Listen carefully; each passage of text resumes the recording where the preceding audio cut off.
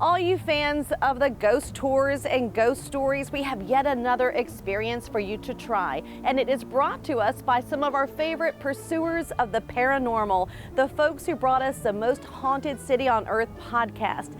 Their newest venture is called the Savannah Paranormal Museum, and we're giving you the first exclusive media look. So come with us and let's go inside. All right, and look who's waiting for us. Chris Susi, who we all know from the Most Haunted City on Earth podcast with Madison Timmons. You and your wife Megan created this museum, the Savannah Paranormal Museum. Thank you for letting us in today. Absolutely. And the last time we saw you was when we did a story on the podcast, and I had a little experience with Mr. Jingles. So back in the fall of 2024, we did an interview in their podcast room, and my left eye felt like something was sticking needles in it. It was so bad we had to stop the interview.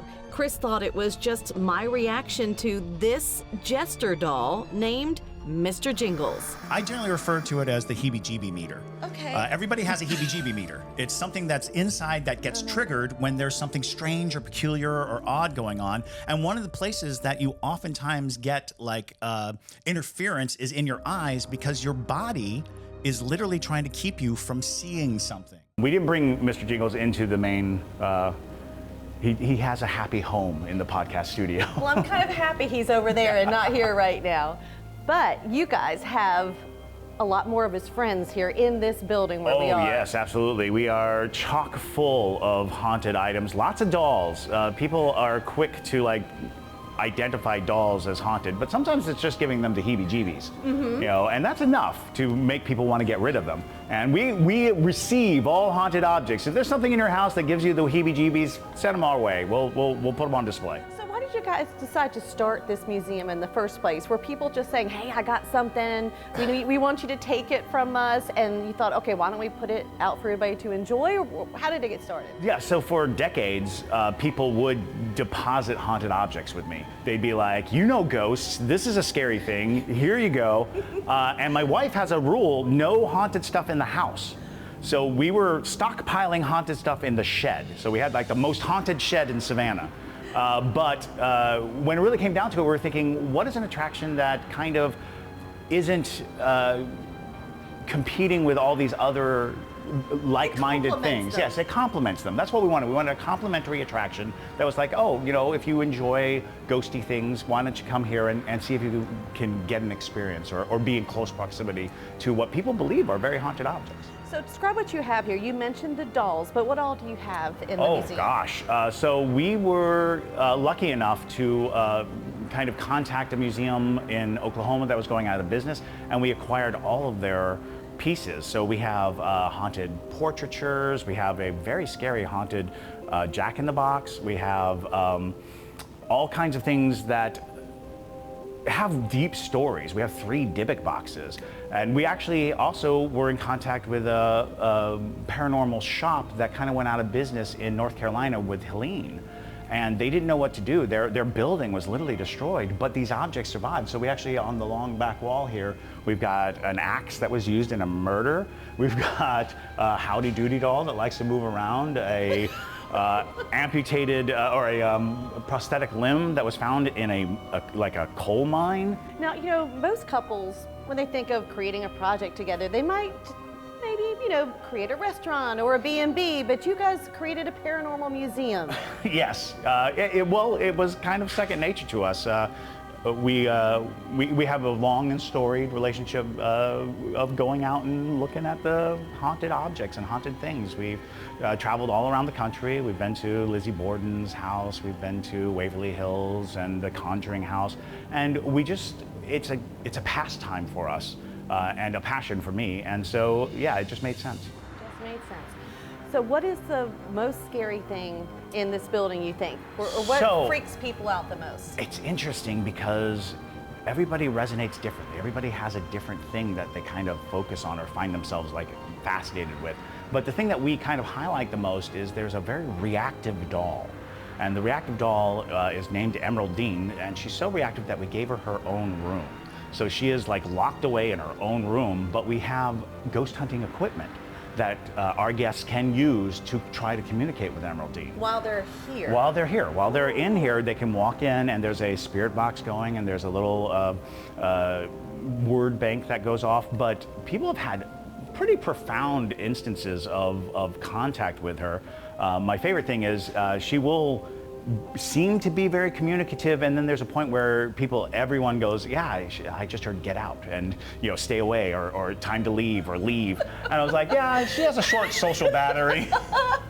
Okay, well, we don't want to intrude on her space too much today. All right, we want to be nice guests here. So you're going to take us on a tour so we can see everything that you can experience here. Yes. All right, so let's go. All right, we're going to take the tour now of the Savannah Paranormal Museum with the founders, the lovely Chris Susi and his wife, Megan, who dreamed up this idea, and hope everybody enjoys it. So where do we begin? So the first thing you come into is the Paranormal History Room. We actually gathered a lot of information, a lot of things about the history of how people have dealt with the paranormal. We have the fraudsters of the 1800s, the mediums who pretended to speak to spirits, a photographer who became very famous taking ghost photography. But over here we actually have the very oldest depiction of a ghost on an ancient tablet from Babylonia. We have reference to the oldest ghost story ever written, and it's all right next to this incredibly haunted mirror. Oh, and it's cracked. Yes. On top of that. It is a nightmare mirror.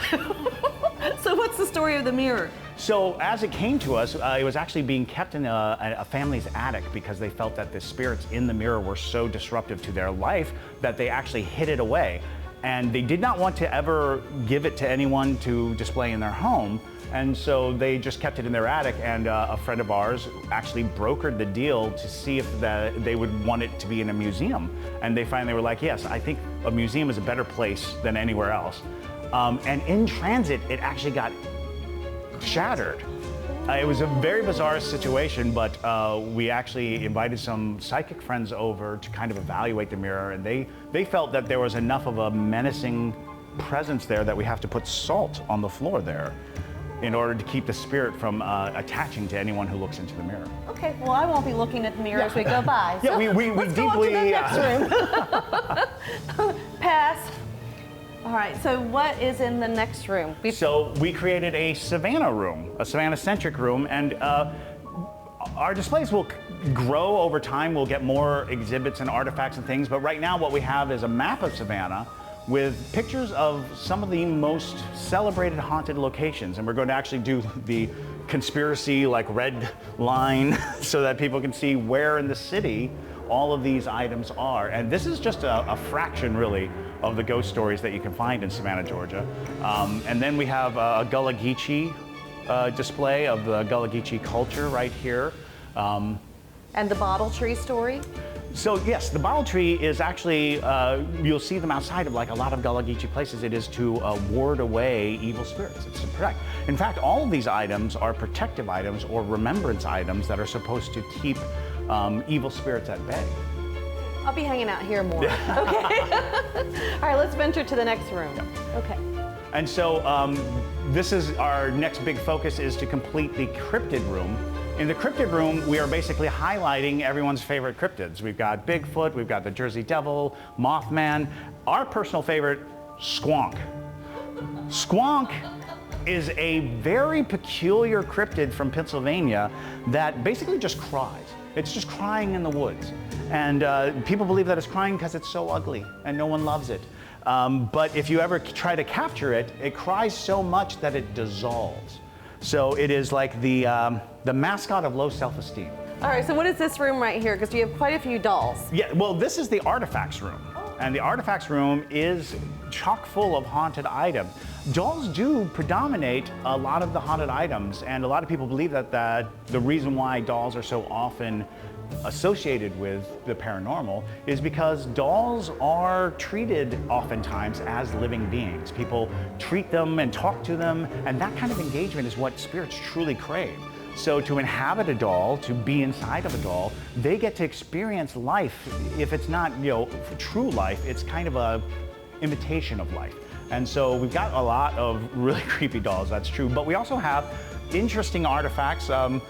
This is a sculpture that a convict in prison made out of popsicle sticks, and he actually died with it in his pocket. And you have a Howdy Doody doll. I Yes. haven't seen one of those in years. Yes, this Howdy Doody doll, there's actually video footage of this Howdy Doody doll moving on its own. So yeah, it's a creep fest is what we have here. So in this area, we actually have on display ghost hunting equipment. And the kind of ghost hunting equipment that is used in investigations, a lot of people have seen them on TV and things like that. All of these items are usable, and we kind of invite people to use them in this room. This is Emerald Dean's room. Okay. This is a room that was dedicated specifically to a single doll that is purportedly woefully haunted. And people have had really interesting interactions with her because we have put a spirit box, which is a radio that goes up and down the dial, and people can hear voices coming out. Sometimes it's the DJ's voices, but sometimes it's just a voice that seems to predominate the static. And So when we're in there, the spirit box is already on, so we might yes, if hear you from listen. Emerald Dean while we're there. and there's something eerie about static. Yeah. So So my first. Okay. yeah, go on in. Hello. Hello, Emerald Dean. And so this is a room that was designed to allow people to have a paranormal experience. Okay. We certainly can't guarantee that they will, but we can't guarantee that they won't. And this is the spirit box. It is scanning the channels, and voices are, if you listen, you'll hear clipped bits of voices. But if you listen very carefully, there are voices that kind of go past the change of channels.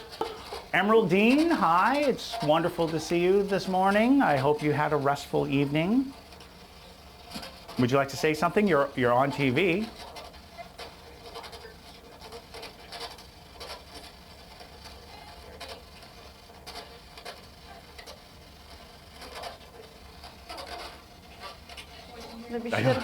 Maybe she doesn't feel like talking today. Yeah, it's maybe it's too early in the morning. It's maybe too early in the morning, but it's also a hardship of trying to determine. Let me turn it down, actually. Because it does take a keen ear. Mm-hmm. Sometimes it's very clear. Sometimes you hear right off, but sometimes you have to really be focused on it. So what kind of reactions do you get from people when they come in this room and they hear? We've had people who have walked in here and she instantly says, "Get out." Yeah, lots of get outs. Get out. Get outs and leave. Sometimes For real? she'll say Yeah. her name for people too on That's the the radio weirdest box. thing, because Emerald Dean is not a normal name, but people are like, "Oh, I heard it." It We've came had through the many box." people Yeah. be like, "I heard her say her name." Yeah. Maybe she's okay with us. Yes. Maybe she's up fine for now. Yeah. Okay. Well, Emerald Dean, nice to meet you. Thank you for letting us in your space today. And I think we're going to exit now. Thank you very much. All right, Chris and Megan, that was fun. I really appreciated the tour today. Thank you for letting us in. And for people who come in who feel like they need maybe a little cleansing after all this, you actually have some sage You exit through in the the gift shop. Yeah. before you leave. You can buy some sage. We also have items throughout the museum that are designed specifically to protect, Yeah. to keep evil at bay. We have a 100 blessing sword. We have a meteorite iron dagger. These are things that other cultures have cultivated a belief that they'll protect you. So we do have protections in place. You're not just going to be attacked by every ghost in the building. That is wonderful to hear. So again, if people would like to donate an item or give you guys an item, or they just want to come themselves to experience all of this, the best place to go is SavannahParanormalMuseum.com for all the information. Absolutely. Just keep your eyes on there, because our schedule is going to be changing. We're going to be learning how the crowds come and go, and we may be adding hours. So yeah, just go to our website. All right, thank you guys. Thank you so much. And thank you, Emerald Dean. Yeah.